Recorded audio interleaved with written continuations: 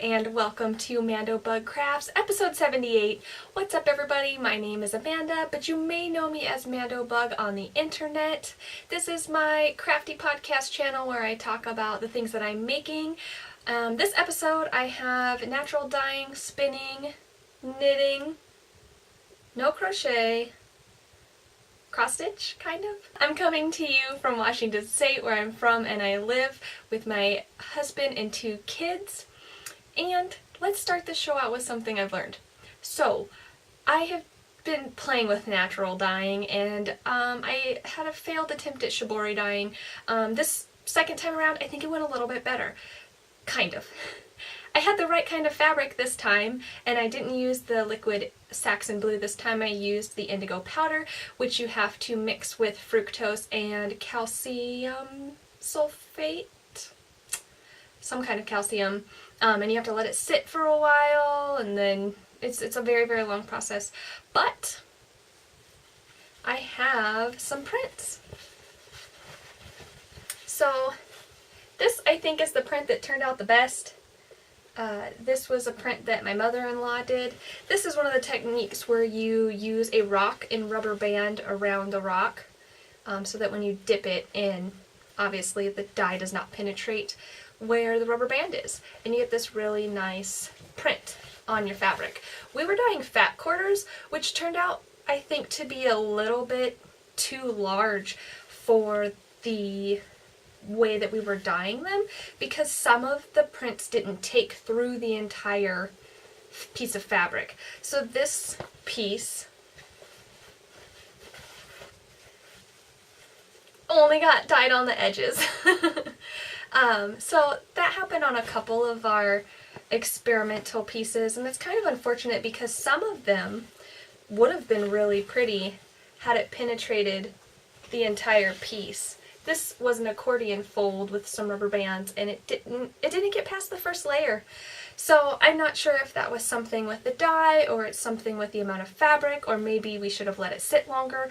The instructions recommended 10 to 15 minutes in the bath per dip, more dips to get a deeper saturated color. I think we did 3 dips.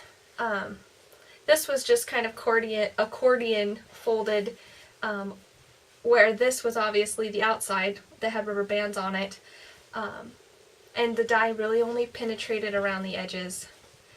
So we found that with this fabric and the dye indigo vat that we created, the dye only penetrated the outer layer, so things that were folded didn't get a lot of action.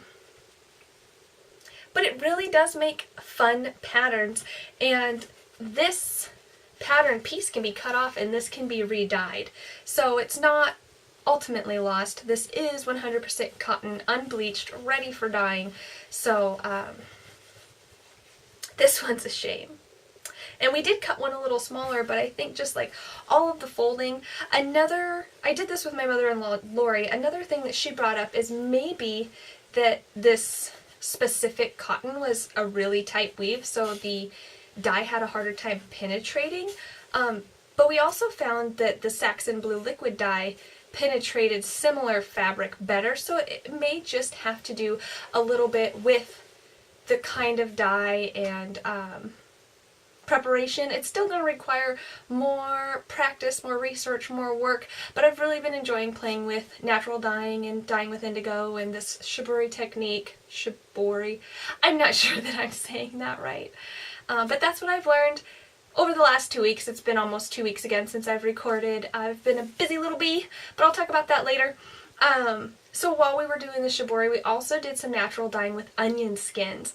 And I had saved onion skins for about almost an entire year, and we used them all to dye one skein of yarn. So I got this really deep golden orange color. It's just absolutely gorgeous, and I was shocked because I was expecting yellow, not a golden orange. One downside, this yarn, like some of the other yarn that I naturally dyed, was something I had tied a while ago, and I had tied it too tight. I didn't realize I dyed it, and then I had white spots. So it ended up getting the ties moved, and then a second dip So I do have some spaces, like here you can see it's lighter, but it's not stark white like it was. But that's where the dye was originally. It got moved and then dipped again in the same dye. This one skein did not take all of the natural dye because there was just so much of it. So there was enough dye to put it back in the bath again. But I'm really happy with the way that this color turned out, and I really, really like it. So, moving on to finished objects, I am participating in the sock Speckle that's being hosted by Stephanie of the Crafty Garden podcast and Jade of the So Perfect Pearls podcast. And I have finished my yarn that I'm spinning for the spin part of the spin along, knit along. I'm happy, not happy. You know, it's like a twofold. I'm happy with the yarn, but it's not what I was trying to do. So I'm kind of unhappy that I didn't do better at reaching my goal, but I am happy with my finished yarn. So I wanted to do a chain plied 3-ply sock weight to knit socks, but I ended up with a sport almost DK weight. It may be even closer to DK overall, I'm not sure. I won't know for sure until I start knitting it up. But here is my spun fiber. So I have 44 grams, 95 yards, and 51 grams, 101 yards. So I have just less than 200 yards for just less than 100 grams, which if you go by like standard yardage per weight ratios, this puts me around a worsted, but I think I have really dense yarn because this was a comb top and I spun it worsted short forward. I think it's gonna weigh more with less yardage, even though it may not be as thick. There's not as much air in it. At least that's what I'm going with, because I knit up a swatch for my sample mini skein on my last episode, and I'm getting 5 stitches to the inch on US 3s. And I'll go ahead and show you the swatch up close. I don't think this is a worsted weight. I still haven't measured the wraps per inch yet, so we'll see how that goes. And I'm not sure how well this is showing up on camera. So I normally record my podcasts early morning, almost afternoon. I use a lot of natural light, but I do have some lighting set up just in case the sun moves or whatever. Well, that hasn't been working out for me lately, but we have scheduled a bedtime for my children, and so they're in their beds right now. It's almost 8 o'clock, and I have no natural light. I just have my studio lights. I can link to which lights I purchased in my show notes, which you can find down below. So I'm not sure how this is going to turn out. This is my first time recording with no natural light in the evening. So hopefully this is still as bright and visual as I like my videos to be. You can leave me a comment or message me in Ravelry to let me know how you feel about the lighting, if this is okay, because I think I might prefer to record in the evenings now, even though I obviously look very tired. I worked this morning and then went and picked my kids up, and they fell asleep on the car ride home, and here we are. But anyways, so yeah, I'm going to be knitting my socks on US 3 with a 5 stitch per inch gauge. I'm probably going to be casting on anywhere from 40 to 45 stitches for my sock. I need to remeasure my foot again. The foot part of my foot is 8 inches tight. And then my leg I never measured. So I think I might want to do an 8-inch sock. I want to measure it again and find out. And I might add ribbing. I don't know yet. I think I'm going to make the pattern up because I already know my gauge, and so it will be simple to do kind of like a vanilla sock based on my gauge. But because I had less than 200 yards, I was worried that I wouldn't have enough yarn to make a pair of socks that are a decent size. So I went and I picked up some roving that's just plain black. This is Speckle wool roving, and it was a pencil roving, so it was a dream to spin. And I don't know, I am kind of getting this like white cast haze. I think it's from my lights. I miss the natural lighting. This is 53 grams and I got 78 yards. So this should carry me through. I'm going to knit 2 at a time toe-up socks. So I'm going to start with my toes, see kind of how much yarn that takes, and decide if I want to add stripes. If I don't think I'm going to have enough yarn, I will just save it for the heels. If I do have enough, I'll probably try some stripes and or a contrasting cuff.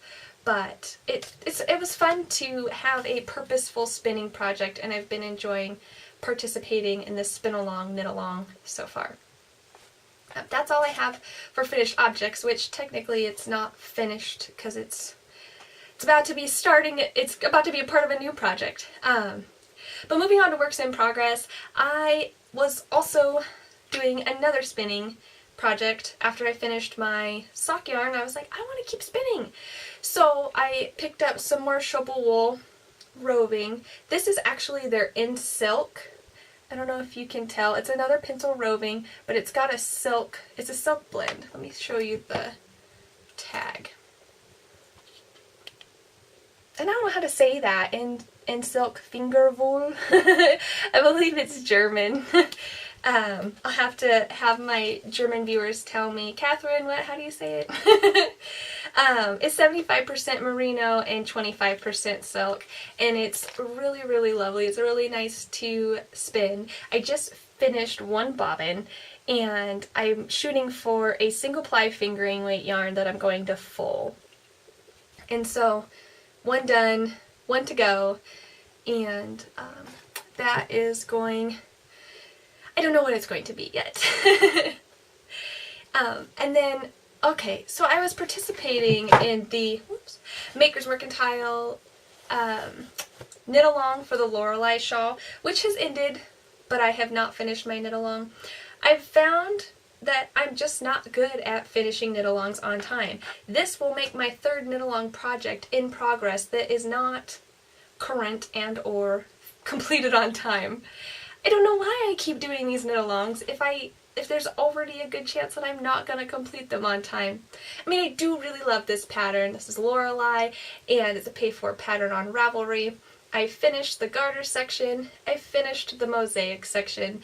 I am now into the lace. And I think last time we spoke, I had told you I was undecided about what color I wanted to do the lace in. I decided to go ahead and play Yarn Chicken after some people helped talk me into it. I think I might be able to have enough. If not, I'll just knit till it's gone and bind off. It's not a big deal. I already have a large shawl because I went up needle sizes and my gauge is much looser than the original pattern. I'm not going to be disappointed if it's not symmetrically even. So, but I'm not sure that I'm going to knit on this for a while because I've got so many projects going on, and now that the knit along's over, I'm kind of losing steam. But I do, the orange sparkle though, I don't know. Can you see the sparkle? Maybe if I do like a slow move, we'll get a little reflection. It doesn't look like it. This is Schmutzerella Yarns and Chloe, go lay down. Chloe's trying to come in here, my dog. Pop-ups. Oh my goodness. Schmutzerella Yarns and Cheese Balls on her Dude base. Then the white is Fine Height in color 1600, which is white. And then the orange is Schmutzerella Spectacular, which is the sparkle base in Edith. I'm just tripping over my words. Jeez. So the only other work in progress that I've really been working on is a sewing project, kind of. I mean, it is sewing, don't get me wrong, but it's like it's kind of like an applique sewing project. So I don't remember, I think I may have told you guys, one of my really good friends is pregnant with her first child and got a bassinet for free, but was not in love with the original fabric, and I was like, oh yeah, I can redo it.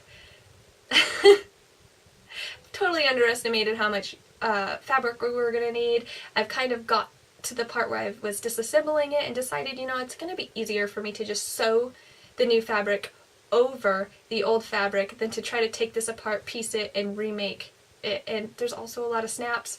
I didn't want to have to redo those. So I'm trying to figure out how to kind of applique piece over the top this new fabric and give her a new bassinet that will fit into her nursery and be exactly what she wants it to be.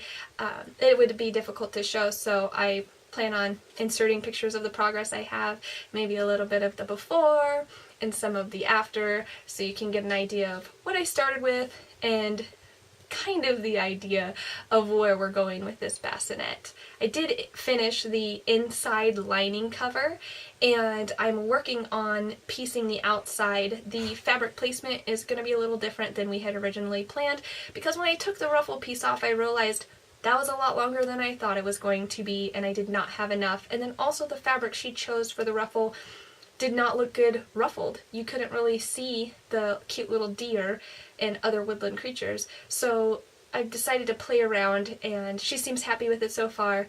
It's a project I have to do when my kids are not awake, which I've been doing homework during that time or working on another project, which I'll talk about later. So moving on to current events, I'm hosting a Halloween make-along in my Ravelry group. This is a make-along that started October 1st. No, September 1st? Did it start September 1st? Oh geez, I don't know. I feel like it was more than just 1 month. I think I started at September 1st. Time is just going so fast. September 1st, and it's running through October 31st. You can finish as many objects as you'd like during that time and enter them in the thread, although you may only be chosen once for a prize, so you increase your odds at getting at least one prize. I have 2 project bags that will be given away, and I may come up with another prize. They're Halloween project bags. I will show them to you next video. And the theme is just to make something Halloween related, and you can get creative with that if you'd like. Pumpkin is fine if it's just pumpkin related. Pumpkins fit into Halloween. That's enough of a connection for me, and feel free to double triple dip in other knit-alongs, make-alongs that are going on at this moment, because I know there's quite a bit. I have been working on my Wacky Witches in stitches, and I have made laughable progress. Almost nothing. Here's my little area. I've just stitched some clouds and filled in one of the tombstones. This project has not gotten a lot of attention from me lately because I've been working on the other current event, which is the West Knits Mystery Shawl Knit-Along Speckle and Pop. I did decide to go ahead and do Speckle and Goth. So if you are participating and you don't want to see any spoilers, I would go ahead and fast forward or just look away during this section of the video, because I'm going to share my progress. So I have been knitting on this almost every single night. The next clue comes out tomorrow, and I'm not even halfway through the first clue. Why do I try to keep up with these knit-alongs? I'm obviously not made to do this. I am obviously a multi-project person that cannot commit monogamously to knit-alongs that require it. But it's a really, really cool piece so far. You start out with your first color, and you have 5 contrasting stripes that are alternated. Lots of ends to be woven in the future. And now I've started fading into my second color, do some more second color, which will then fade into the third color. There's short row shaping so that this piece will eventually be a rainbow shape. I'm not sure where we're headed after that, but I'm very curious to see. When the first clue came out, there was not gauge information attached to it, so I just guessed, fingering weight, I'll knit on US 6s. Later it turned out he recommended US 4, but my gauge, as far as stitches to the inch, isn't that far off. He recommended 22 over 4 inches, and I'm at 20 for 4 inches. So, worst thing that's going to happen is I might run out of yarn, because I'm happy. It's a very nice, open, loose, drapey feel, which is my preferred for shawls. So, this is what I've been working on primarily, and it's disappointing that it's not even close. But I kind of was thumbing through the forums, and it doesn't look like I'm the only one that is drastically behind. So I don't feel as bad, but still kind of bad. The yarn I'm using, the main color is Schmutzarella Dude and Ouch. The middle color is Dream in Color, no, that's my third color, is Dream in Color Smushy with Cashmere and Peacock Dream, which was a leftover from a sweater. And the middle skein is Squish Fiber Art something. It's a fingering weight, but I think it might have cashmere in it. And I don't remember the colorway name, but it will all be on my project page, which will be linked in the show notes. And then for the contrasting colors, I'm using the Goth Garden mini skein set from Knitty & Color. And from far away, it just looks like black stripes, but in the right lighting and up close, you can see the definitive change of colors of the black pink to the black purple to the black green, black red, and then black black. So I have been enjoying knitting on that. I think it's going to be a lovely shawl. I really enjoy knitting West Knits. I'm a West Knits fan, so no regrets, just I don't know why I put myself in this position. I'm sure I'm not the only one that feels that way. Moving on to check it out, I don't really have anything for you to go check out, but I do have something I wanted to share on the podcast. So today, while I was at work, Emily, my daughter, and my son Jack too were both with Lori, and when I went to pick them up, Emily made me a present. Well, Emily with the help of Lori, but Lori said she didn't have to help that much. So Emily made me this cute string art. So Lori said she put the nails down and she let Emily go back and forth, and she would just kind of hold her finger around the nail because Emily couldn't get the tension right, but she was doing the winding and Lori was just helping her tension it, and then Lori kind of finished off the edges and she also did the stem. But this is the cutest thing ever. Oh my first craft from my daughter. I love it. And it's a pumpkin, which is perfect, and my entire kitchen is pumpkin themed, so this is gonna go hang in my kitchen for the rest of my life. Until the day I'm no longer here, because it's so cute. Lori did go ahead and put her name on the back and the date, so I just think oh, and she put a hanging thing on there for me so I can hang it up. It's the cutest thing ever. So you can't really check it out, but I can make you check it out by looking at it.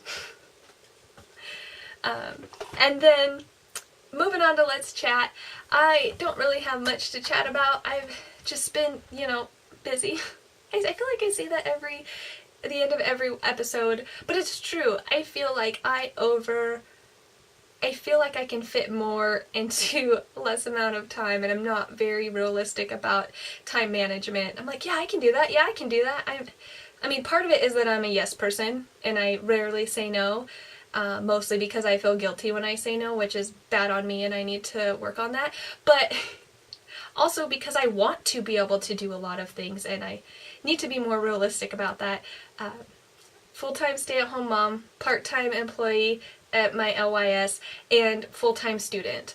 And I just had finals last week, which is one of the reasons I didn't podcast. I was catching up on previous homework that I needed to turn in late, plus all of the homework due during the last week, and finals, and it was it was stressful, and I wasn't sure I was going to complete it all in time, and actually I didn't get to turn in an assignment for one of the classes, but luckily when I do turn in assignments I get really good grades, so I was able to pull off good grades, but I don't like not being able to complete everything, because I'm not really gaining all of the knowledge that I want to when that happens. But I did finish my finals. I got A's, so I don't have to worry. It wasn't like I was like on the verge of failing, but you don't care about any of that. Like, why am I saying this? But I've started my final 2 classes for my bachelor's degree. I'm very excited to be almost done. My one is a capstone seminar course thing where I get to write a business plan, so I'm very much looking forward to that. Hopefully it'll be a business plan that I can actually execute, so we'll see how that goes over the next 2 months. I haven't even gotten to drink my drink tonight. I made hot chocolate in this little pumpkin mug, but I accidentally got it way too hot. Yeah, now this far into the podcast, it's just now at a good drinkable temperature. It's Land O'Lakes hot chocolate, which is my favorite hot chocolate. I don't know if you guys have had Land O'Lakes. It's a little spendy, but it's really, really good. I like their just chocolate. They have a white Arctic chocolate that which is also good. Josh likes it more than I do. I'm a good chocolate. Sometimes French vanilla, but I do enjoy their hot chocolate mixes. But yeah, I don't want to ramble on anymore. I really need to take better notes about what I want to say because I feel like I may be forgetting things. But if not, I'll just chat about it in the next video. Sorry if my energy was a little low or lower than usual. Like I said, this is my first time podcasting in the evening, so hopefully this is something that can work out for me. And so until next time, guys, happy crafting. Bye!